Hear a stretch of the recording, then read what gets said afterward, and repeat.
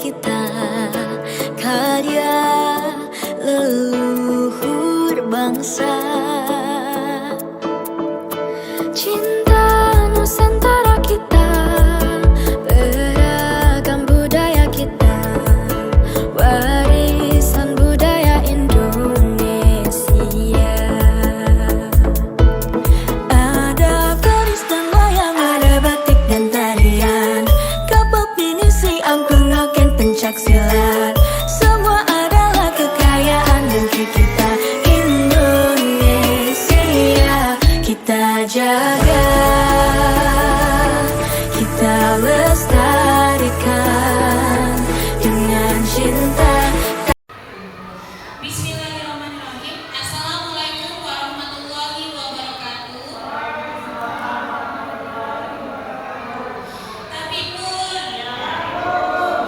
Yang saya hormati Ibu Umi Husnia MPD, Kepala SD Negeri 1 Rawamangun, serta teman-teman Ibu Guru SD Negeri 1 Rawamangun yang saya sayangi. Puji syukur kehadirat Allah Subhanahu wa Ta'ala yang telah melimpahkan rahmat dan hidayahnya kepada kita semua, sehingga kita dapat berkumpul di aula ini dalam kegiatan diseminasi budaya positif. Baiklah, untuk mengefektifkan waktu, marilah kita bersama-sama membuka acara ini dengan mengucap lafaz basmalah. Selanjutnya sambutan dari Ibu Umi Husnia MPD. Kepada Ibu Umi Husnia, saya persilakan. Bismillahirrahmanirrahim. Assalamualaikum warahmatullahi wabarakatuh. Tabipun, yang terhormat Bapak Ibu Dewan Guru SDN 1 Rawamangun, wabil khusus untuk CGP Ibu Angkatan ke-11, selamat Ibu ucapkan kepada CGP yang mana pada hari ini Bapak Ibu sudah memasuki modul 1.4 ya Bu, modul 1.4 yang mengenai budaya positif. Untuk hari ini alhamdulillah juga kita dapat berkumpul di aula SD 1 Rawamangun ini dalam keadaan sehat walafiat dalam acara diseminasi budaya positif dari 4 CGP yang mengikuti calon guru penggerak angkatan ke-11. Bapak Ibu yang Ibu banggakan, di sini Ibu menyampaikan sedikit sambutan kepada Bapak Ibu mengenai diseminasi budaya positif. Tujuan diadakannya diseminasi budaya positif di sekolah adalah untuk memotivasi guru dan warga sekolah meningkatkan kegiatan atau budaya positif yang sudah kita laksanakan dalam keseharian kita.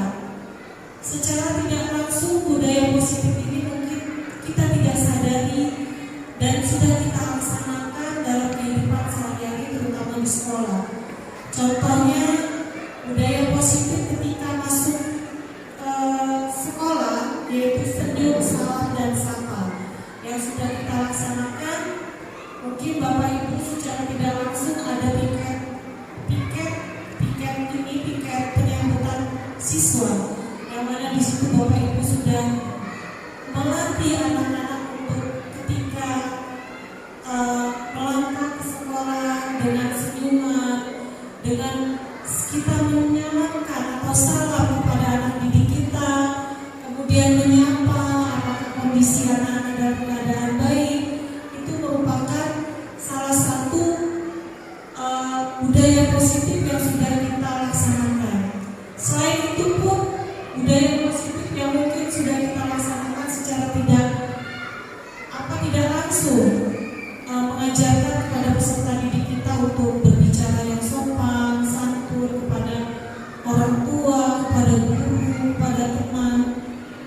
adalah contoh yang kedua mungkin yang Ibu rasakan mengenai budaya positif yang ada di sekolah kita. Kemudian selain itu, pesan Bu Umi kepada calon guru penggerak, bagaimana kita seorang guru dapat membangun budaya positif yang akan lebih baik lagi daripada sebelumnya. Mungkin adanya keterbukaan ya Bapak Ibu, satu adanya keterbukaan antara kita semua bahwa kita menginginkan anak-anak didik kita memiliki karakter yang baik. Dengan adanya keterbukaan keinginan kita memiliki karakter peserta didik yang baik, maka kita keterbukaan itu harus saling bekerja sama. Ibu pesan juga kepada CGP Ibu, ayo kita bersama-sama dalam diseminasi ini untuk berdiskusi bagaimana upaya-upaya yang dapat kita laksanakan atau kita lakukan agar budaya positif itu semakin maju di sekolah kita. Jadi tidak hanya digaungkan tapi diterapkan dalam kehidupan sehari-hari untuk peserta didik kita. Kemudian yang kedua, cara untuk membangun budaya positif di sekolah kita mungkin dengan adanya menerapkan etika kinerja yang positif, yaitu mungkin di sini Bapak Ibu harus lebih giat lagi. Kinerja yang selama ini sudah baik harus lebih baik lagi daripada yang kemarin, sehingga ketika kinerja kita baik, maka budaya-budaya positif itulah yang akan timbul atau muncul di lingkungan sekolah kita. Jadi tadi adanya komunikasi yang terbuka, kemudian etika kinerja yang positif dari para guru, itu yang harus kita laksanakan untuk meningkatkan budaya positif. Kemudian yang terakhir adalah menanamkan pendidikan karakter terutama kepada peserta didik kita. Dengan adanya karakter yang baik kepada anak-anak, insya Allah budaya positif itu pun akan mengikuti apa yang akan terjadi di lingkungan sekolah kita. Dan itu mungkin masukan dari Ibu untuk budaya positif dan diseminasi budaya positif kita hari ini. Ibu berharap semoga kegiatan ini tidak hanya dalam diskusi-diskusi saja, namun peningkatan penerapannya pun harus kita laksanakan.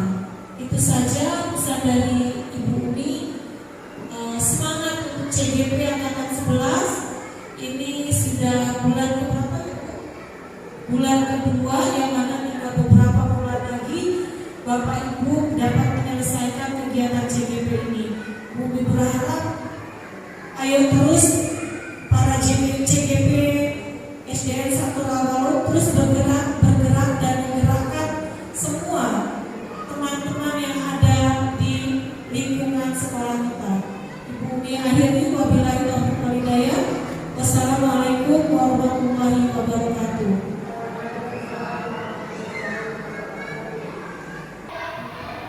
Demikianlah sambutan dari Ibu Umi Husnia tentang penerapan budaya positif.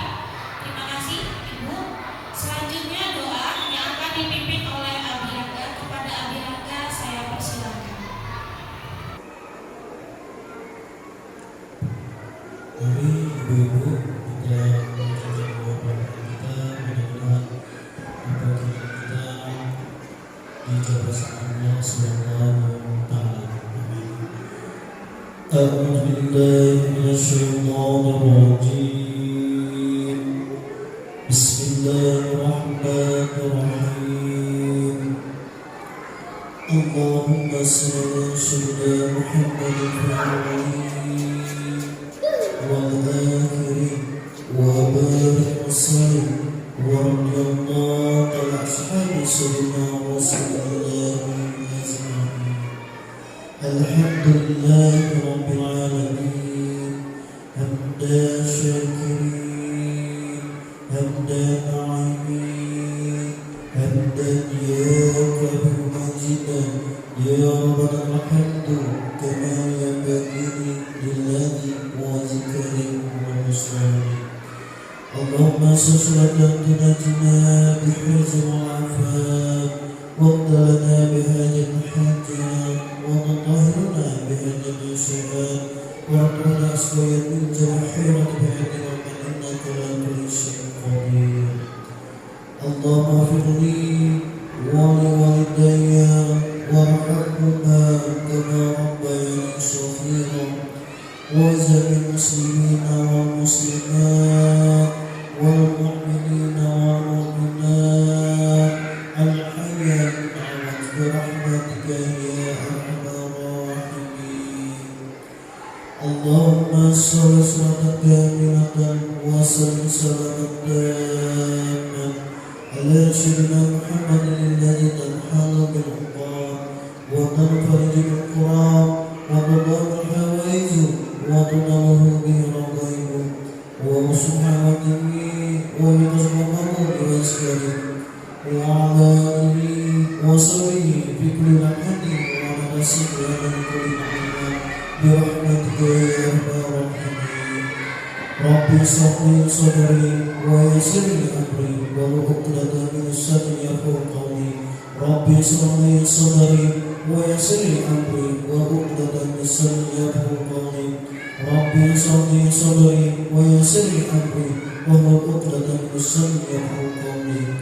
اللهم إنا نسألك في الدين وعافية من الجسد وجد في الأرض والبقاء في الرزق ونطلقه ورحمة النار وفي رمضان.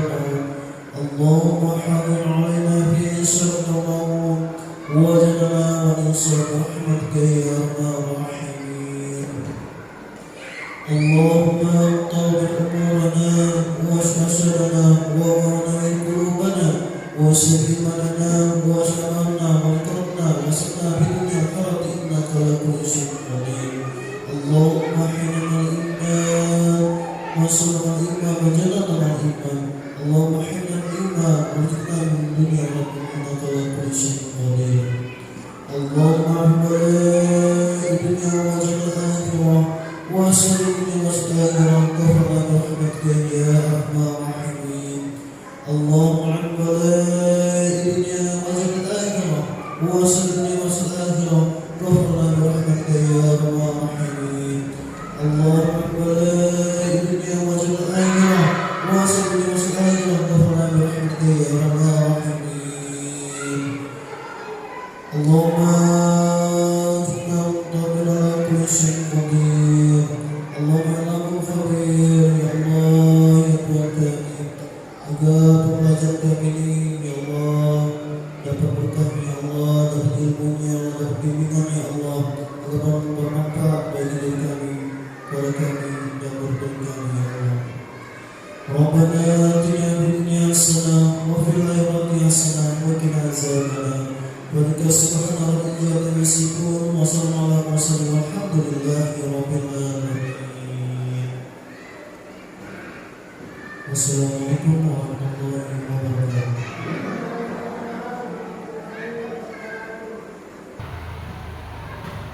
Terima kasih doanya Miroka. Semoga kegiatan hari ini dapat berjalan dengan lancar dan baik.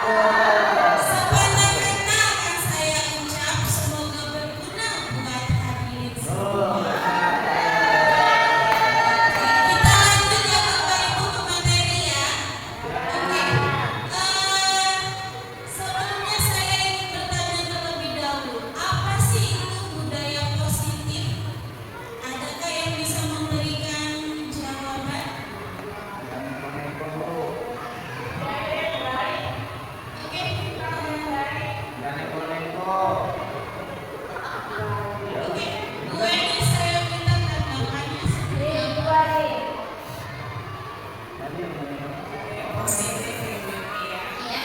Mungkin sikap yang baik. Ya, sikap yang baik yang ditunjukkan oleh peserta didik, guru dan warga sekitar mungkin seperti itu ya Bu Eni ya. Oke, menurut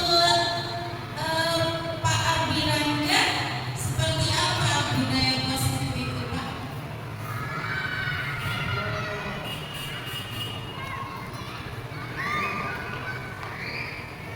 Mungkin Abiranga bisa memberikan contoh penerapan yang sudah kita lakukan di sekolah.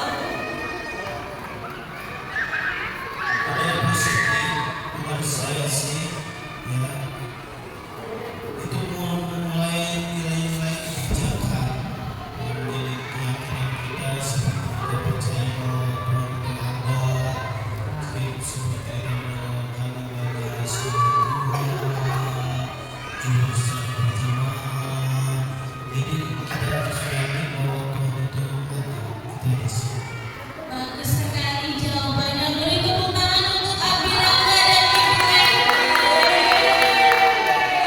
Selanjutnya, jadi budaya positif itu adalah merupakan perwujudan dari nilai-nilai atau keyakinan universal yang diterapkan di sekolah. Budaya positif diawali dengan perubahan paradigma tentang teori kontrol. Selama ini, barangkali kita sebagai guru merasa berkewajiban mengontrol perilaku siswa agar memiliki perilaku sesuai yang guru harapkan. Jadi secara tidak langsung sebenarnya budaya positif sudah kita terapkan ya Bapak Ibu di sekolah ya.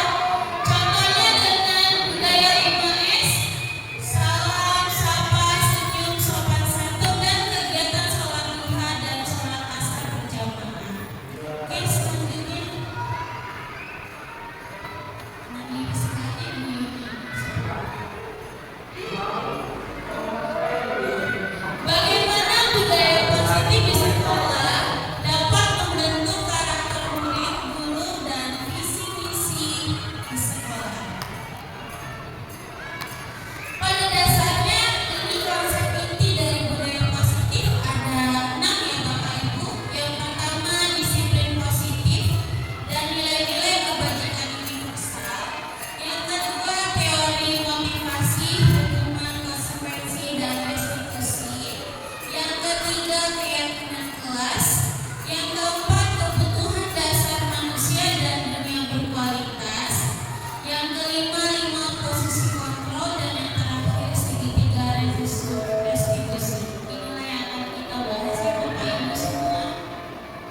Oke, yang pertama disiplin positif.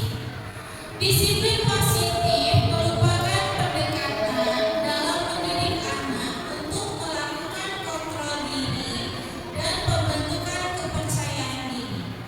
Disiplin berbeda dengan hukuman meskipun disiplin sering diterapkan dengan menggunakan teknik hukuman. Upaya apa yang perlu dilakukan? Adakah ibu-ibu dan bapak yang tahu di sini yang perlu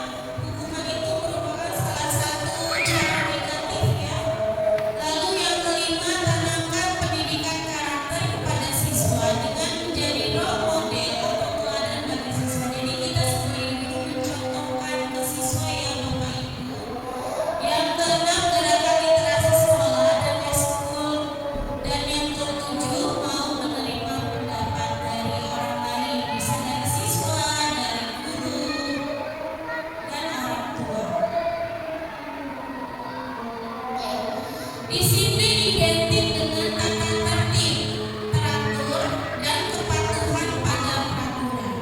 Kata disiplin juga sering dihubungkan dengan hukuman, padahal itu sungguh berbeda. Karena belajar tentang disiplin positif tidak harus dengan memberi hukuman. Justru itu adalah salah satu alternatif terakhir, dan kalau perlu tidak digunakan sama sekali. Jadi kalau bisa hukuman itu jangan digunakan ya Bapak Ibu, karena hukuman itu bisa membuat anak-anak itu membenci kita, bisa membekas di hati mereka. Lalu dengan kata lain, seorang yang memiliki disiplin dari berarti mereka bisa bertanggung jawab terhadap apa yang dilakukannya, karena mereka mendasarkan tindakan mereka pada nilai-nilai kebajikan universal. Selanjutnya,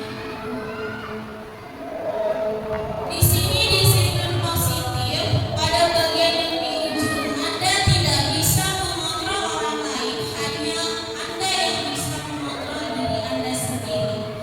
Makna dari kata disiplin, belajar kontrol diri dengan menggali potensi kita agar kita mencapai tujuan mulia, yaitu sesuatu menjadi seseorang yang kita inginkan berdasarkan nilai-nilai yang kita hargai. Teori kontrol atau teori pilihan berdasarkan Dr. William Glasser, yaitu semua perilaku memiliki tujuan. Teori motivasi ada 3. Yang pertama untuk menghindari hukuman, yang kedua untuk mendapatkan imbalan, dan yang ketiga untuk menghargai diri sendiri, sehingga terciptalah nilai-nilai kebajikan universal, yaitu ideal kelas. Selanjutnya mode berpikir, benar-benar kolaborasi dan konsensus menciptakan pilihan-pilihan baru. Di sini terdapat 5 posisi kontrol guru. Yang pertama sebagai pemimpin, pembuat rasa bersalah, teman, pemantau, dan manajer. Dengan menggunakan segitiga restitusi, yaitu yang pertama menstabilkan identitas, yang kedua validasi kebutuhan, dan yang ketiga menanyakan keyakinan. Selanjutnya realitas kebutuhan kita berbeda. Kita berusaha memahami pandangan orang lain tentang dunia. Setiap orang memiliki gambaran berbeda dengan 5 kebutuhan dasar manusia, yaitu yang bertahan hidup, penguasaan, kasih sayang, dan rasa diterima, kesenangan, dan kebebasan. Nilai-nilai kebajikan universal. Nilai-nilai kebajikan universal yang sudah kita terapkan di sekolah, yaitu salah satunya profil pelajar Pancasila, yang memiliki ada 6 dimensi yang Bapak Ibu di situ.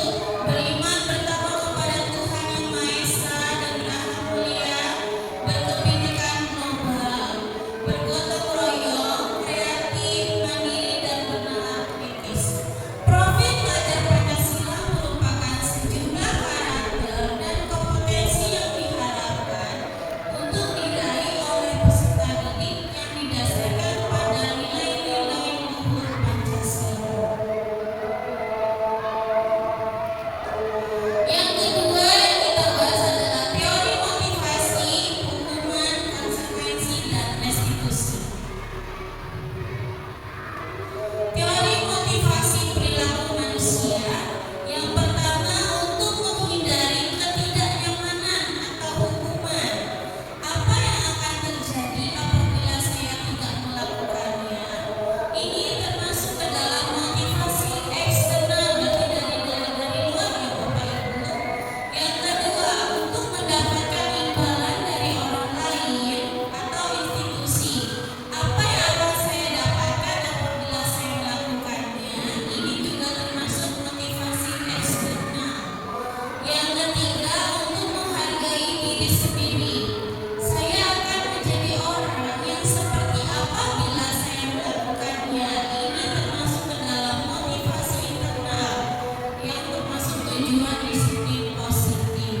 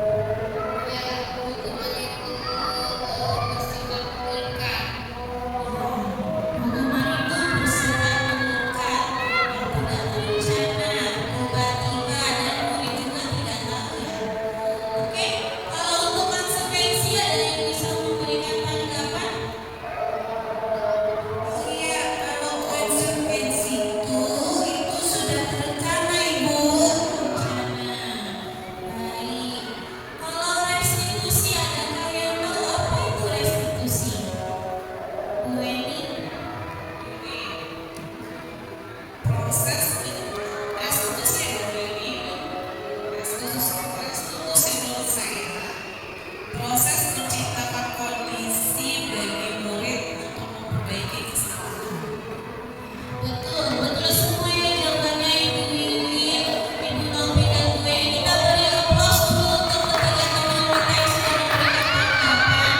Jadi di sini hukuman adalah sifatnya tidak terencana atau tiba-tiba anak atau murid tidak tahu apa yang akan terjadi dan tidak dilibatkan. Jadi sebaiknya hukuman ini jangan kita terapkan ya Bapak Ibu. Yang selanjutnya konsekuensi sudah terencana atau sudah disepakati, sudah dibahas dan disetujui oleh murid dan guru. Umumnya bentuk-bentuk konsekuensi dibuat oleh pihak guru dan murid sudah mengetahui sebelumnya. Konsekuensi apa yang akan diterima apabila ada pelanggaran. Jadi sebaiknya sih kalau bisa hukuman itu jangan dilakukan, jangan kita terapkan. Dan konsekuensi juga kita minimalisir ya Bapak Ibu, jangan selalu kita menggunakan konsekuensi. Oke, selanjutnya.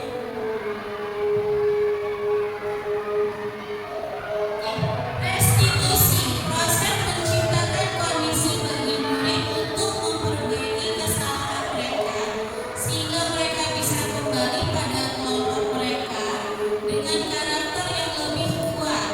Restitusi membantu murid menjadi lebih memiliki tujuan, disiplin positif dan memulihkan dirinya setelah berbuat salah. Penekanannya bukanlah pada bagian bagaimana berperilaku untuk menyenangkan orang lain atau menghindari ketidaknyamanan, namun tujuannya adalah untuk menjadi orang yang menghargai nilai-nilai kebajikan yang mereka percaya.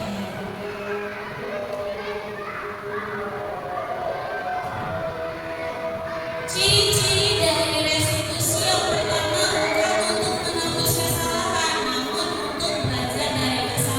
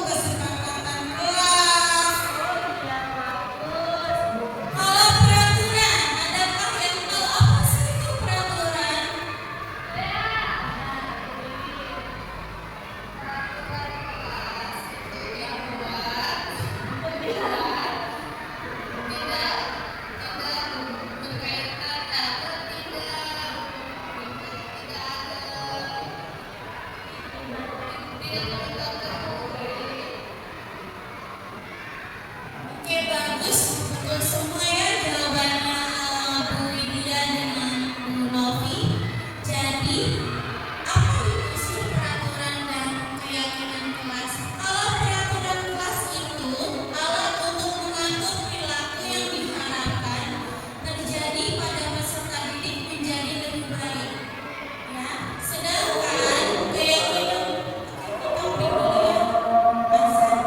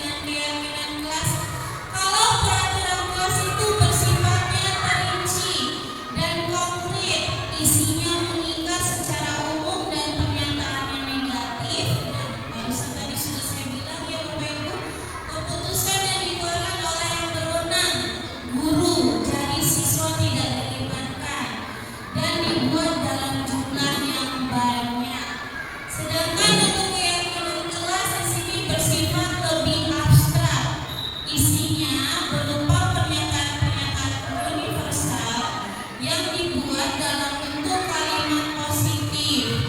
Pembuatan keyakinan melibatkan siswa, warga kelas, melalui kegiatan curah pendapat atau kesepakatan kelas, dan tidak dibuat dalam jumlah banyak sehingga mudah diingat dan dipahami oleh semua warga kelas. Selanjutnya,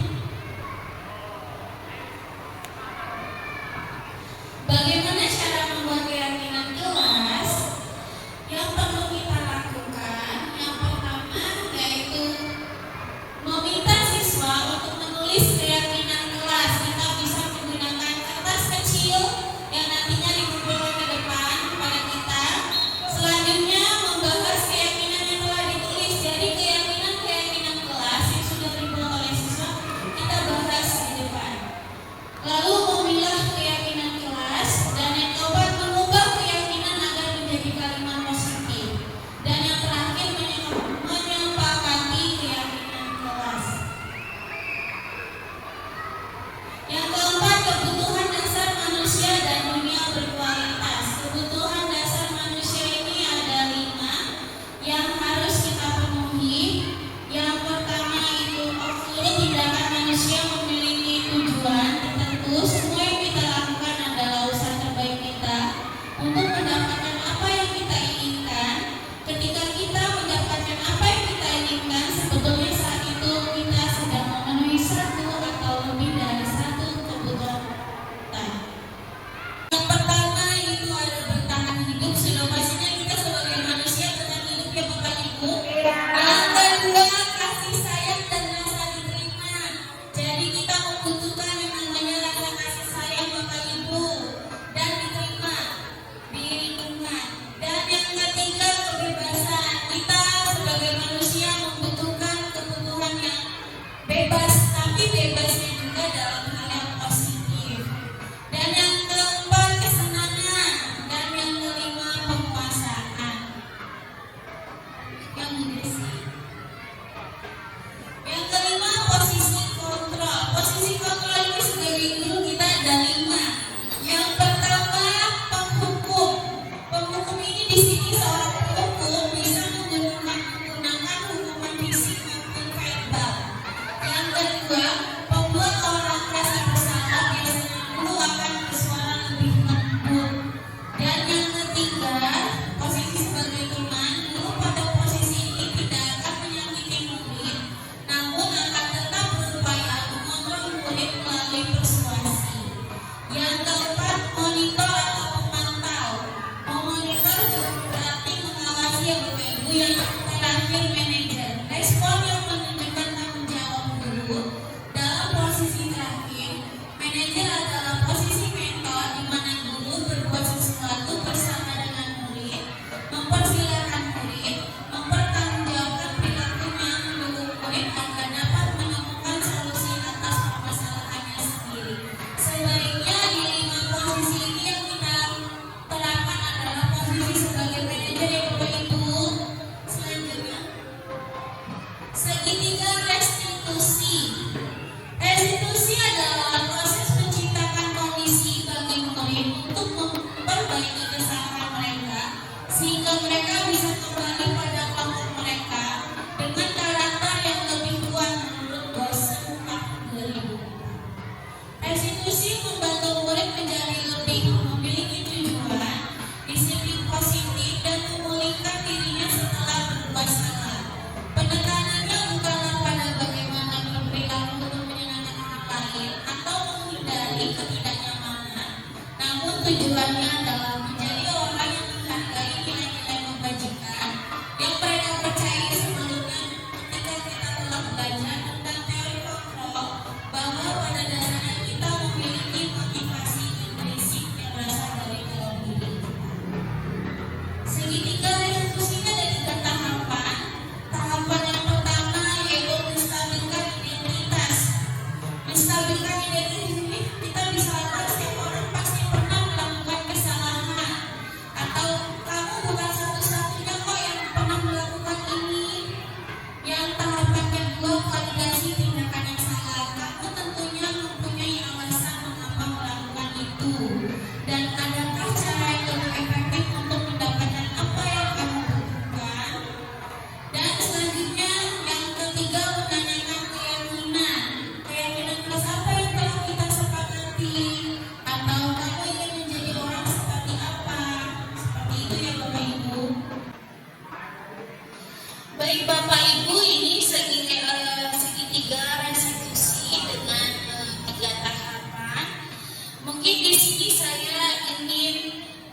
berbagi pengalaman. Saya mungkin pernah menerapkan segitiga restitusi di dalam kelas. Pada 2 minggu yang lalu, murid saya yang bernama Sacita terlihat membuang sampah sembarangan di halaman sekolah. Lalu setelah pulang sekolah, Sacita saya panggil sebentar ke ruang guru. Sacita saya ajak ngobrol pada tahapan yang pertama, yaitu menstabilkan identitas. Sacita saya tanya apakah Sacita tahu kenapa dipanggil Ibu Yuni ke ruang guru. Lalu Sacita menjawab, saya tidak tahu Ibu. Lalu saya berikan penjelasan bahwa tadi Bu Yuni melihat Sacita membuang sampah sembarangan di halaman sekolah. Lalu saya tanya, dan Sacita pun mengakui bahwa iya Ibu, saya membuang sampah di halaman sekolah. Lalu setelah itu saya berikan pemahaman bahwa setiap manusia pasti pernah melakukan kesalahan dan tidak ada manusia yang sempurna. Lalu saya katakan kepada Sacita bahwa Ibu tidak menyalahkan Sacita, tapi Ibu hanya ingin memberitahu. Dan saya bertanya kepada Sacita, apakah yang dilakukan Sacita itu sudah benar atau salah? Dan Sacita menjawab, salah Ibu Guru. Dan saya tanya kembali, kenapa kamu menjawab itu salah? Dan Sacita berkata bahwa iya Bu, saya sudah membuang sampah sembarangan, tidak di tempat sampah. Lalu pada tahapan yang kedua, saya memvalidasi tindakan yang salah. Saya bertanya kepada Sacita, kenapa kok Sacita membuang sampah sembarangan? Dan Sacita menjelaskan kepada saya bahwa oh ternyata Bu, saya membuang sampah sembarangan itu karena saya tidak melihat Bu tempat sampah di halaman sekolah, makanya saya membuang sampah itu sembarangan. Oh, lalu saya berikan penjelasan lagi kepada Sacita bahwa tidak baik membuang sampah sembarangan karena bisa membuat lingkungan sekolah menjadi kotor. Dan saya bilang juga kepada Sacita bahwa jika tidak menemukan tempat sampah, untuk Sacita bisa dulu pegang sampahnya. Nanti ketika sudah menemukan kotak sampahnya, baru Sacita buang sampah di kotak sampah. Dan Sacita pun memberikan anggukan dan mengerti bahwa yang sudah dilakukan oleh Sacita itu salah. Lalu pada tahapan yang ketiga, saya menanyakan kembali keyakinan kelas yang telah dibuat. Saya bertanya kepada Sacita, apakah Sacita masih ingat dengan keyakinan kelas yang sudah kita sepakati di dalam kelas? Dan Sacita pun menjawab bahwa iya Bu, saya hanya ingat sedikit. Lalu saya mengingatkan kembali, ayo apa saja keyakinan kelas yang sudah kita sepakati kemarin, ada 5. Dan yang pertama Sacita menjawab saling menghormati. Lalu yang kedua saling menghargai. Dan yang ketiga tanggung jawab. Dan yang keempat datang tepat waktu. Dan yang kelima menjaga kebersihan. Nah, ternyata setelah ditelaah, Sacita sudah melakukan atau tidak mengikuti keyakinan kelas yang poin kelima, yaitu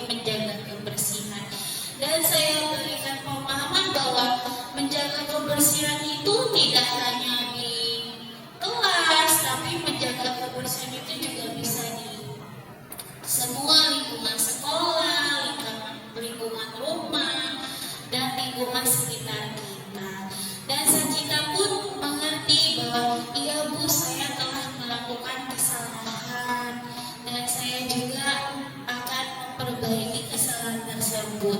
Lalu saya bertanya kembali kepada Sanjita, kira-kira Sanjita kapan ini mau mulai melakukan perubahan?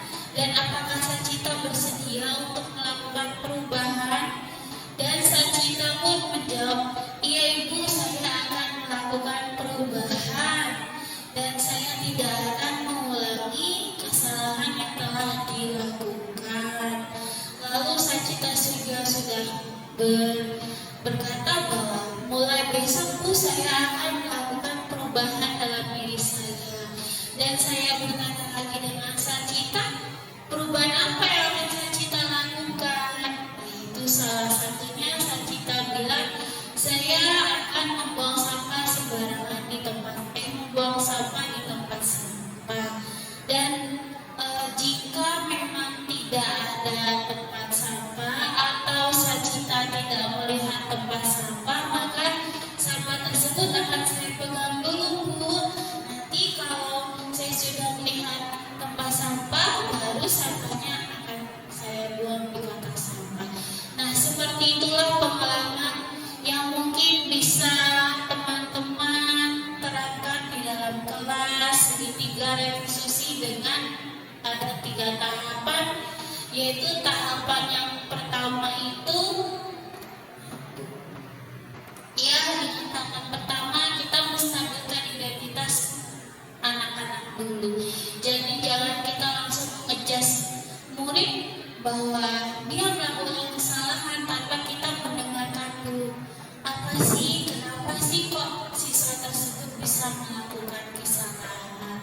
Dan tahapan yang kedua, kita validasi dulu tindakan anak tersebut, kenapa ya dan mengapa. Jadi kita dengarkan dulu cerita dari anak-anak, jangan langsung ngejudge ketika mereka melakukan kesalahan.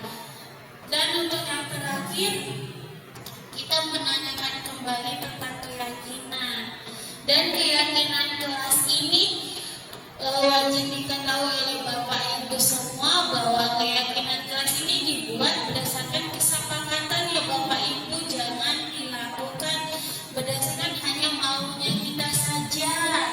Dan kesepakatan kelas itu juga merupakan salah satu mungkin impian murid, impian anak-anak kita bahwa mereka pengen seperti apa sih di kelas, dan mereka juga memiliki keinginan yang mungkin harapan yang mereka ingin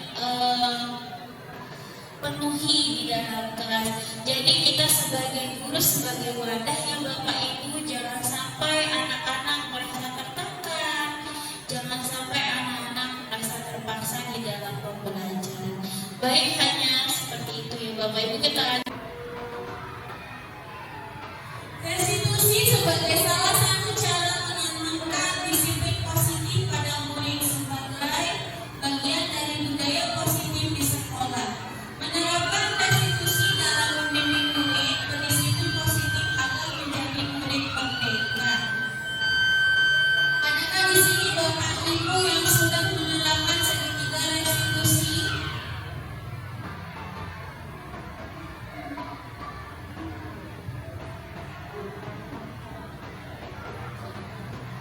Terima kasih Bu Yuni. Dari penjelasan tadi tentang segitiga restitusi, sepertinya saya sudah pernah menerapkan segitiga restitusi. Salah satunya ketika ada murid saya yang terlambat. Ketika Bayu masuk ke kelas yang terlambat, saya tanya kepada Bayu, mengapa terlambat? Jadi saya kali pertanyaan untuk dia untuk mencari menyadari masalah tersebut atau kasus ini sendiri.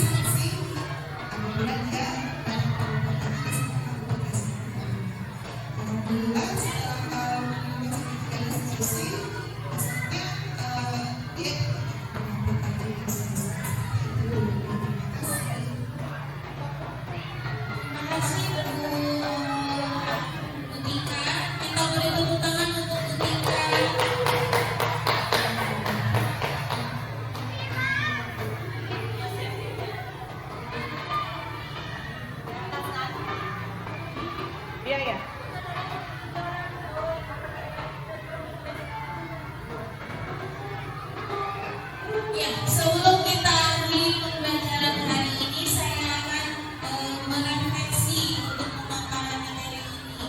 Bagaimana perasaan hari ini? Mungkin Bu Desi bisa memberikan tanggapan. Baik, terima kasih Bu Yuni.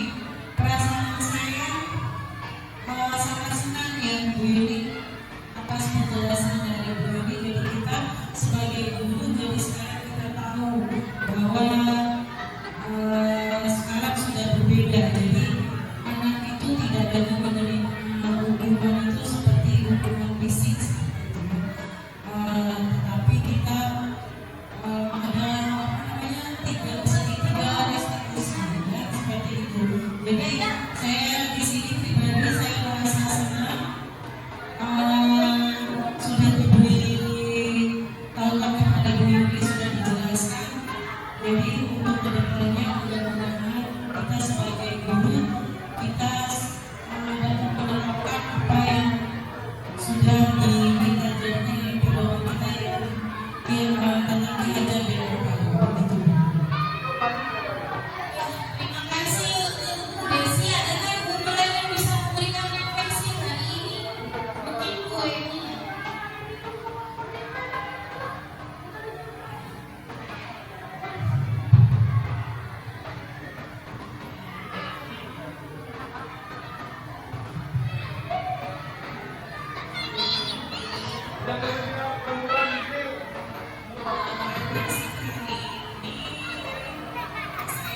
Jadi tahu budaya-budaya positif yang harus kita lakukan sebagai guru.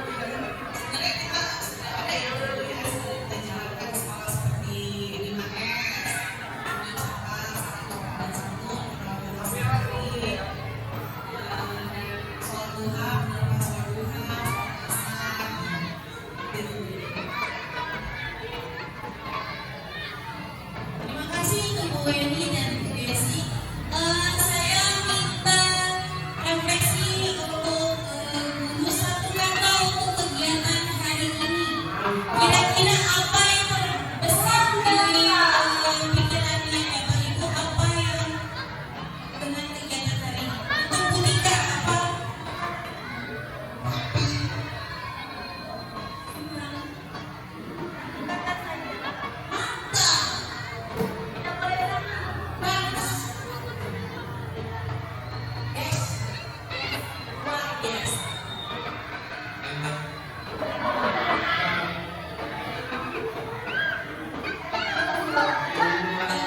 Terima kasih, sangat keren. Ada yang bilang mantap, ada yang bilang oke.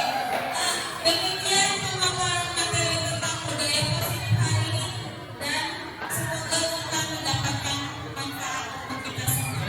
Tapi sebelum saya tutup, saya mau membacakan satu pantun ya Bapak Ibu. Saya minta catatnya ya Bapak Ibu. Kalau ganteng kan ada yang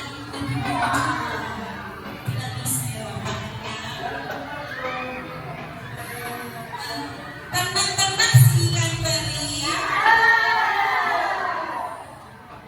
diternak dalam kolam.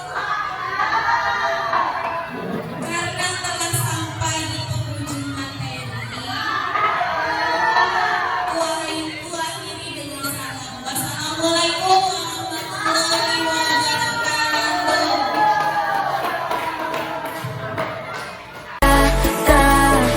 Kita jaga budaya Indonesia. Rayakan budaya, cintailah budaya negeri kita. Cinta pada negeri kita, indahnya budaya kita. Karya leluhur bangsa. Rayakan budaya, cinta Nusantara kita. Beragam budaya kita, warisan budaya Indonesia. Kita tahu nggak kenapa sih kok dipanggil sama Bu Yuni ke ruang guru? Nggak tahu. Nggak tahu. Tadi Bu Yuni lihat Sacita buang sampah tapi sembarangan.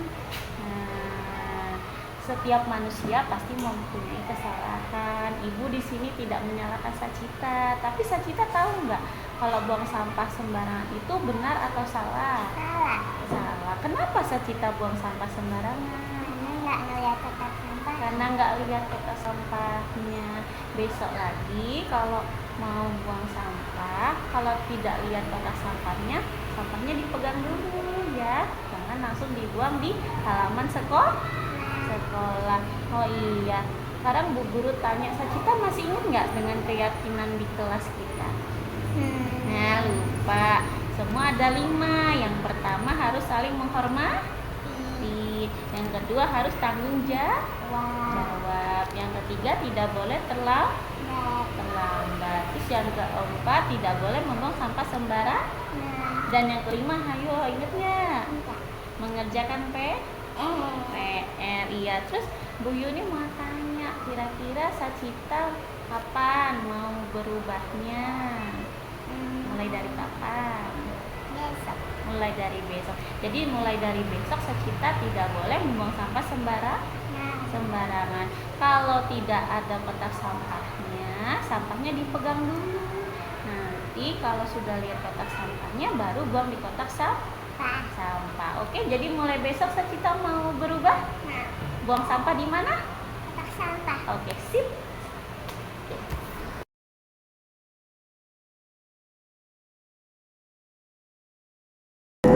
Assalamualaikum warahmatullahi wabarakatuh.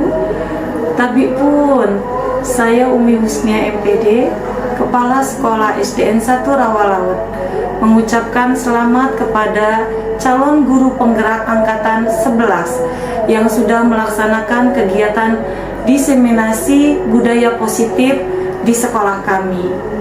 Kami mengucapkan banyak terima kasih kepada calon guru penggerak yang mana ketika kegiatan diseminasi budaya positif yang terjadi di SD 1 Rawalaut ini mungkin nantinya akan lebih ditingkatkan kembali. Budaya positif yang sudah diterapkan oleh SD 1 Rawalaut diantaranya adalah yang pertama, adanya segitiga restitusi yang digunakan oleh para guru penggerak untuk menyelesaikan masalah-masalah yang terjadi pada siswa kami. Kemudian yang kedua, penggunaan kesepakatan kelas sebelum dimulai kegiatan pembelajaran. Yang ketiga adalah adanya program 5S, yaitu senyum, salam, sapa kepada Bapak Ibu guru dan peserta didik setiap paginya dan ketika pulang dari sekolah. Kemudian setelah itu guru dan peserta didik juga dapat berkolaborasi melaksanakan kegiatan-kegiatan terutama yaitu kegiatan P5 yang akan dilaksanakan oleh sekolah kami. Itu mungkin yang dapat dikembangkan untuk calon guru penggerak angkatan ke-11. Bu Umi berharap semoga kedepannya budaya positif ini akan lebih banyak lagi digali oleh guru-guru penggerak yang lainnya. Mungkin itu saja. Tetap semangat, selalu bergerak, tergerak dan menggerakkan seluruh stakeholder yang ada di sekolah kita. Semoga kegiatan calon guru penggerak angkatan ke-11 ini dapat berjalan dengan lancar sampai akhir nanti. Saya akhiri, wabillahi taufiq walhidayah. Wassalamualaikum warahmatullahi wabarakatuh. Assalamualaikum warahmatullahi wabarakatuh. Tabi pun, saya Tika Rahayu, rekan kerja atau rekan sejawat dari Ibu Wahyuni Lestari yang merupakan calon guru penggerak angkatan 11 Kota Bandar Lampung dari SD Negeri 1 Rawalaut.